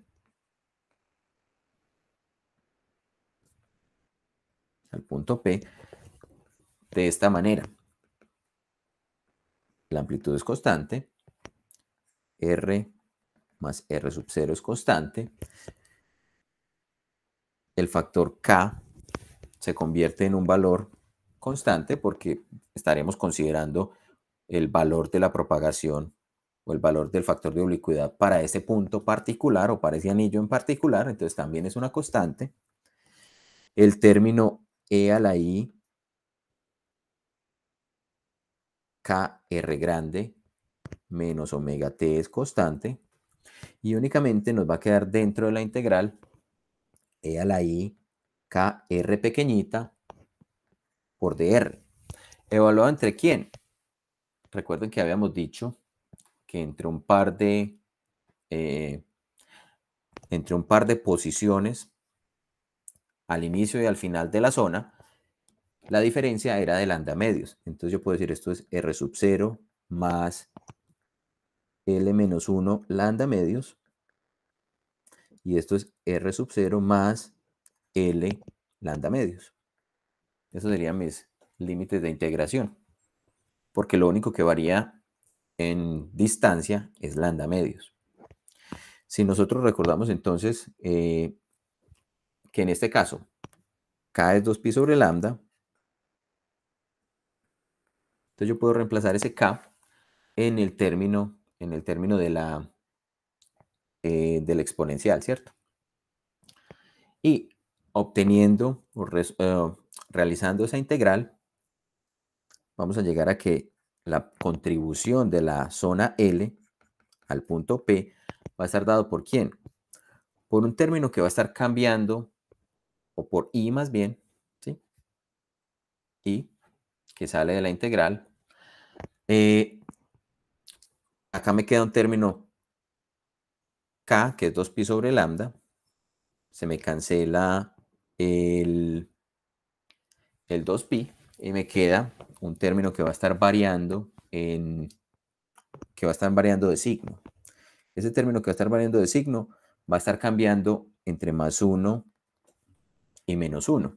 Entonces acá vamos a considerar que dependiendo de la zona que estemos considerando, el signo va a ser positivo o negativo. ¿Cómo así? Si consideramos, por ejemplo, la zona 1, entonces acá reemplazaríamos el valor de L por 1 y obtendríamos menos 1 al cuadrado.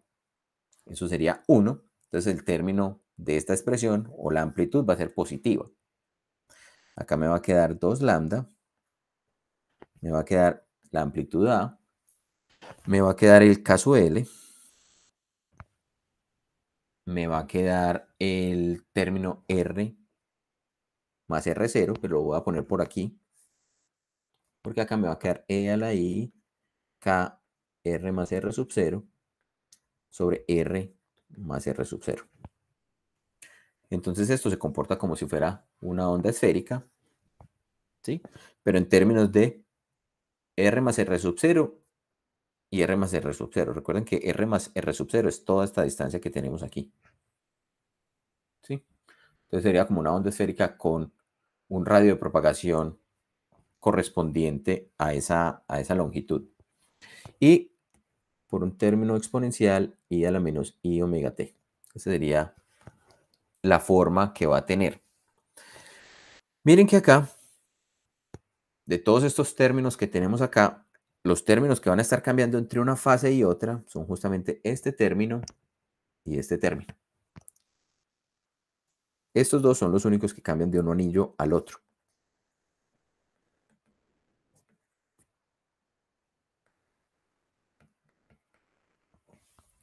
Y cuando cambian de un anillo al otro, entonces, aquí sí debemos considerar esa modificación de las diferentes zonas de oblicuidad. Sin embargo, lo que nos podemos dar cuenta es que, por ejemplo, si yo considero dos zonas que son consecutivas, ¿sí? Ahora sí pintemos otra vez la esferita.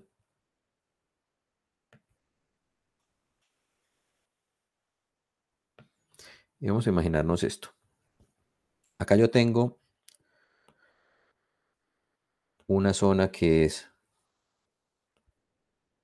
vamos a pintar primero la zona oscura.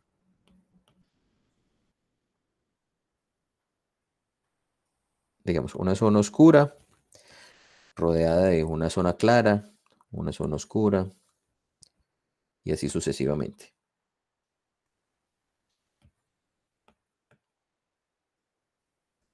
Lo que tengo que recordar es esto. Ay.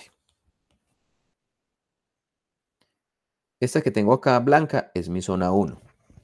Esta que tengo acá negra es mi zona 2. Acá blanca es mi zona 3.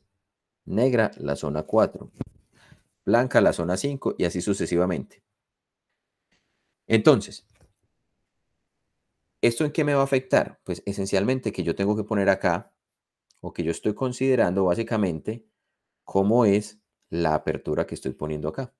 Esta es la pantalla a través de la cual esa onda está llegando. Y entonces, cuando yo estoy considerando el tamaño de la apertura, entonces puede ocurrir lo siguiente. Por ejemplo, que mi apertura, vamos a hacer esta apertura un poquito más grande para que sea un poco más notorio. Sí, ahí está bien. Si, por ejemplo, yo considero esta zona, una apertura del tamaño de la zona 1, ¿qué es lo que voy a obtener acá en el patrón de difracción? En el punto P. Voy a tener únicamente la contribución de luz que va a estar en esta fase. Entonces, la luz en este punto va a interferir constructivamente. ¿Sí? ¿Qué pasa cuando, por ejemplo, yo considero una apertura más grande? Entonces, si considero una apertura que me contenga completamente las zonas 1 y 2, toda la luz que está en la zona negra tiene fase negativa. Toda la luz que está en la zona blanca tiene fase positiva. Recuerden que cada una de las áreas tiene la misma, o sea, los tamaños son exactamente iguales de la zona central y de cada una de las zonas que va rodeando esto. Entonces, cuando vienen e interfieren en el punto P, como son ondas de fases que van a estar en contrafase, entonces acá voy a tener una suma de luz que está interfiriendo destructivamente entre sí. Entonces, acá voy a tener un mínimo de iluminación si tomo una zona o una cantidad de zonas pares. Si tomo un tamaño de apertura que me tenga una zona impar, miren que acá voy a tener dos zonas blancas y una sola negra. Entonces se me va a cancelar la del 2 y el 3 y solamente me va a quedar la del 1, ¿cierto? Recuerden que estos son interferencias constructivas o destructivas. Acá voy a tener la zona que viene o la luz que viene de la zona 3 cancelándose con la de la zona 2 y dejándome únicamente la de la zona 1. Entonces miren que el tamaño de la apertura juega un papel muy importante a la hora de considerar qué efecto vamos a tener sobre el punto de interés, en este caso el punto sobre el detector. Si nos damos cuenta de ese de esa característica.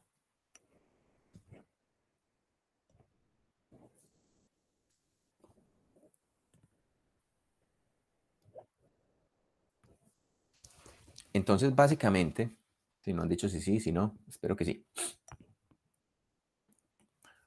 Básicamente, ¿qué es lo que podemos decir? Nosotros podemos decir que si la contribución de una cierta zona al centro o al punto P tiene esta forma, entonces básicamente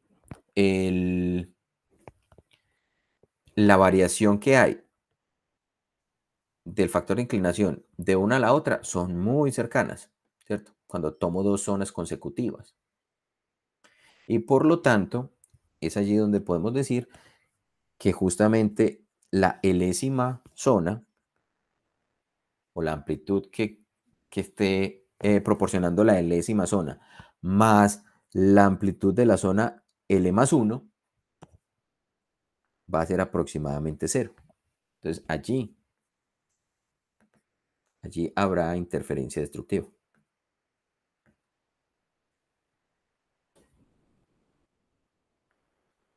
Yo sé que no hemos visto interferencia, pero ustedes algo conocen de interferencia cuando vieron su curso de oscilaciones, ondas y óptica. Entonces, recordamos que si las ondas están en fases opuestas, estarán interfiriendo destructivamente. Y eso es completamente coherente con lo que dijimos de que la luz que proviene entre estos dos puntos, ¿cierto? Entre este punto e ilumina este punto P y esta que viene desde acá ilumina entre el punto P, solamente cambia en lambda medios. Miren que un cambio de onda, en una onda, si yo desplazo una onda lambda medios con respecto a la otra, eso es la onda azul está desplazada lambda medios con respecto a la onda roja, la amplitud de la onda azul es positiva y la amplitud de la onda roja es negativa. Entonces en esta zona justamente la superposición se me va a cancelar. ¿Está claro eso? ¿Sí o no? Sí, Juan, está claro. Listo. Entonces debo tener cuidado con el tamaño de la apertura, ¿sí?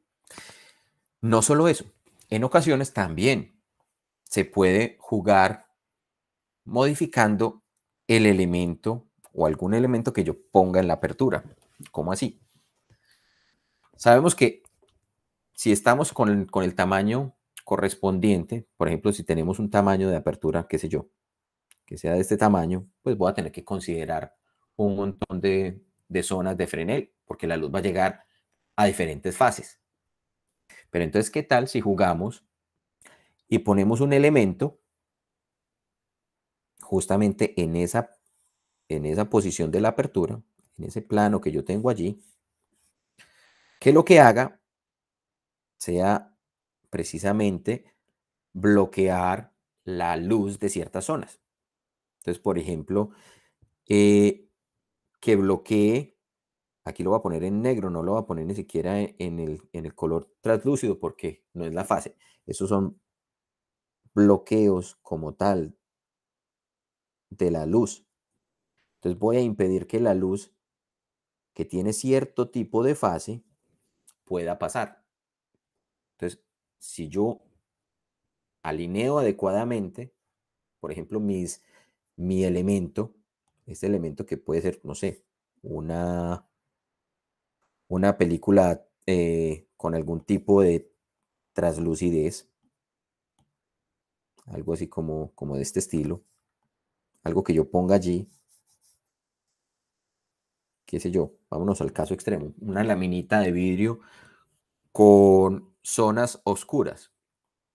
Entonces la luz que venga por acá, esférica, con precisamente esas contribuciones o esas ondas, perdón, esa fase particular, se va a encontrar con una zona que la está bloqueando. Entonces aquí estaría, por ejemplo, el máximo central. Entonces puede pasar sin problemas. Pero la zona negativa va a ser bloqueada. Dejo pasar el siguiente zona blanca, pero bloqueo la siguiente zona negra. Entonces así lo que voy a tener finalmente en ese punto P va a ser la contribución solamente de las zonas blancas. Y acá voy a tener entonces una interferencia constructiva de las zonas blancas. ¿Está claro? Eso es un elemento adicional.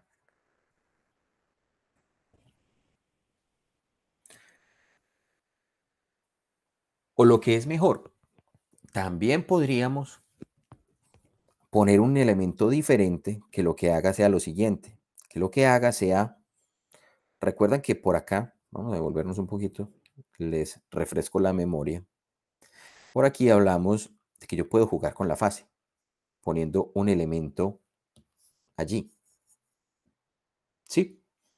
Ese elemento lo puedo ubicar justamente en la apertura y ese elemento lo que va a hacer es precisamente modificarme o la amplitud o la fase o las dos. Entonces, ¿qué tal si en lugar de poner esto, ese elemento que me está bloqueando, tengo mi apertura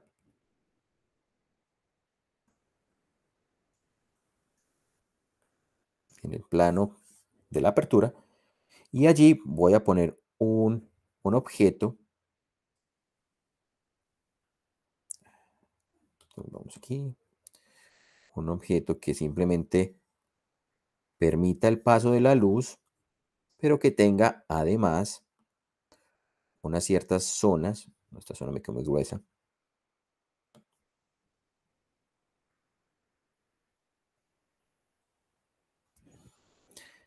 Y lo que pase con la luz en esta región es que le multiplique o le invierta la fase,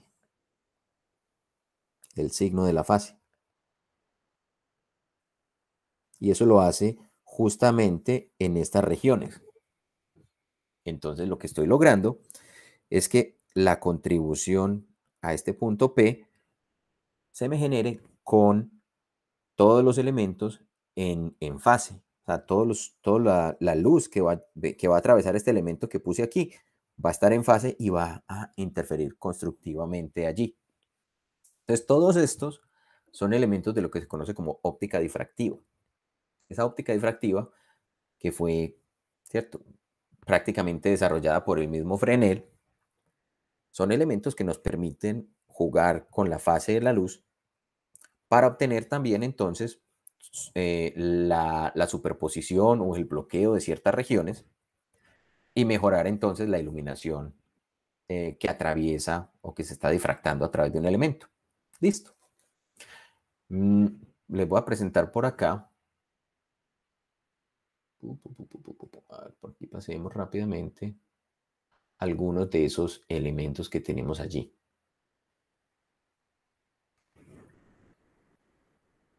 Esos elementos, por ejemplo, que incluye, por ejemplo, este mismo dispositivo que estamos viendo aquí. Esto es una caperuza hecha de vidrio. Si ustedes observan, es un patrón labrado sobre el vidrio en la parte interna o externa. Se empleaba como lente para los faros. Los faros en aquella época utilizaban leña, no había sido inventada la bombilla eléctrica. Pero entonces, una de las cosas que observaban era que inicialmente cuando se utilizaban solamente elementos eh, de tipo refractivo, digamos lentes o espejos o algún tipo de elemento como estos, la luz no lograba una intensidad tan alta. Es precisamente porque ocurrían allí efectos de tipo difractivo. Pero con esta lente se lograba incrementar la cantidad de iluminación y entonces la luz se llevaba hasta el centro de esta caperuza o se formaba en el centro de la caperuza y se propagaba mucho mayor, pues a una mayor distancia sin tener problemas. Este tipo de lentes que vemos en los dispositivos de proyección, ¿cierto? En los conciertos o estos proyectores de luz, también son elementos bastante planos, pero que tienen una geometría labrada en ellos. Es precisamente para poder jugar con la fase o bloquear la fase, ¿sí? En algunos casos, las placas de Fresnel, ¿sí?, estas placas de Fresnel o placas zonales de Fresnel, son simplemente elementos con patrones consecutivos entre zonas oscuras y brillantes, bien sea para bloquear, por ejemplo, todas las zonas brillantes o para bloquear todas las zonas oscuras, pero ellas juegan el papel o funcionan exactamente como lo haría una lente difractiva. Entonces, si por ejemplo se ubica una, una de estas placas zonales en el medio de una fuente de iluminación y un punto de observación, entonces podemos construir esta relación que tenemos allí, esta relación de triángulos, entre el triángulo que se forma entre la fuente, el punto de la abertura, miren, esta es la zona blanca por donde pasa la luz, el radio de esa enésima zona, la distancia que hay desde ese punto hasta el punto de interés y la distancia total de este lado del triángulo que se me está formando allí. Entonces, eso es, o la distancia recorrida es m veces lambda medios, ¿sí? Esa es la diferencia de longitud que hay entre una y otra. Y cuando tomamos, por ejemplo, los dos triángulos rectángulos que tenemos aquí, RM mayúscula y RM minúscula, expresados según la ley de Pitágoras, el teorema de Pitágoras, los podemos reorganizar considerando esa expresión del binomio de Newton de esta manera. R sub 0, 1 más ρ sub m cuadrado sobre 2r sub 0 cuadrado, y lo mismo para el otro término, para el término correspondiente a este otro triángulo. Y eso nos va a llevar a una expresión de este estilo. Cuando reemplazamos estas dos igualdades en estos términos que tenemos aquí arriba. Entonces, al cancelar lo que se cancela y despejar adecuadamente, vamos a obtener una expresión de este estilo. 1 sobre R0, donde R0 es la distancia a la fuente, más 1 sobre R0 minúscula, donde R0 minúscula es la distancia al objeto, es 1, o es más bien m veces lambda, ρ sub m al cuadrado. Pero este término de aquí se puede interpretar como si fuera 1 sobre la distancia focal. Miren que esa distancia focal va a variar con la longitud de onda.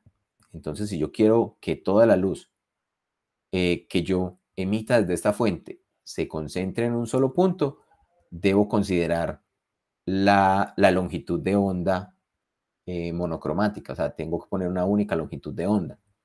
Si tengo una fuente de luz de múltiples longitudes de onda, una fuente policromática, lo que voy a tener acá es que la luz se va a enfocar a diferentes distancias. Eso se llama aberración cromática. Simplemente miren que bajo una luz monocromática esto se comporta como una lente. Entonces, una placa de estas, con simplemente zonas oscuras y claras, se puede ubicar y puede hacer las veces de una lente convencional, una lente de las que vimos en física 3. Listo. Entonces, todos son elementos de óptica de tipo difractivo. Bien. No quiero avanzar un poco más en este momento porque igual ya se nos acabó el tiempo y ya lo que viene es la parte de la discusión de cómo podemos solucionar esa ecuación o esa integral y cómo podemos convertirla bajo la configuración o bajo la modificación que le hizo Kirchhoff para lograr determinar esto en términos de las transformadas de Fourier. ¿Sí? Entonces, eso lo haremos después del receso. Les pregunto, ¿ustedes están dispuestos a que ese lunes hagamos clase o la hacemos mejor después de cuadramos una fecha posterior? No sé. O sea, por mí estaría bien si la hacemos ese mismo lunes una vez regresemos del receso. Entonces hacemos clase lunes, miércoles, viernes. Por mí también, no hay problema. Listo. Entonces podríamos programar una clase para ese lunes. Sería el lunes 10, creo que regresamos. Sí, lunes 10 de enero. Bueno, muchachos, Les deseo entonces un feliz receso, unas felices fiestas, que pasen un buen tiempo con sus seres queridos. Espero que en este receso no abandonen este estudio, repasen esto que hemos visto hasta ahora, si pueden adelantar, adelanten parte del tema, ¿cierto? Allí está la bibliografía para que ustedes la puedan ir siguiendo. Si ustedes van, por ejemplo, a un texto como el Hedge, se van a dar cuenta que esto que hemos visto es un poquito diferente a cómo lo aborda Hedge. Hedge lo aborda a un nivel un poco más, nivel de pregrado, realmente, o un poco más a un nivel de comprensión más básico, sin que quiera decir que no sea un nivel adecuado, pero realmente para poder entender y para poder aplicar esta óptica al desarrollo y a la investigación, es necesario llevarlo un poquito más allá. Hay que desarrollar un poquito más y también nos vamos a dar cuenta que cuando logremos desarrollar o expresar esto en términos de las transformadas de Fourier, se nos abre una herramienta computacional muy importante. ¿Cuál es la herramienta computacional importante allí? Es precisamente las transformadas rápidas de Fourier.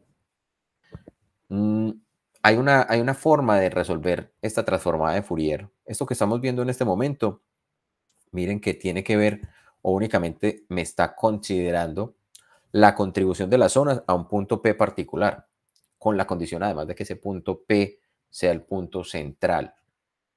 Entonces, cuando uno quiere obtener todo el patrón de difracción, tiene que tomar estrategias diferentes. Si quiere hacer la contribución de todas las zonas de Fresnel a la pantalla o del detector. Listo. ¿Qué es lo que vamos a tener en cuenta allí? Pues que en el siglo XIX, cuando esta teoría se desarrolló, había unas herramientas o unos algoritmos de solución bastante largos, pero en este momento, que ya contamos con herramientas computacionales, lo mejor es precisamente llevar todo a términos de transformadas de Fourier y resolver a partir de esas transformadas rápidas. Eso nos va a permitir obtener la respuesta de la difracción de una forma mucho más sencilla. ¿Listo? Entonces eso es lo que veremos cuando regresemos del receso. Una vez terminemos eso, entonces hacemos la evaluación. ¿Sí? La idea es que cubramos esta parte de la difracción y nos quedarían entonces pendientes los temas de interferencia y óptica geométrica, que no creo que nos tomen mucho tiempo. ¿Listo?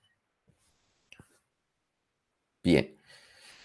Les agradezco entonces la asistencia y nos vemos entonces después del receso. Que estén muy bien. Chao, Juan, muchas gracias y feliz Navidad.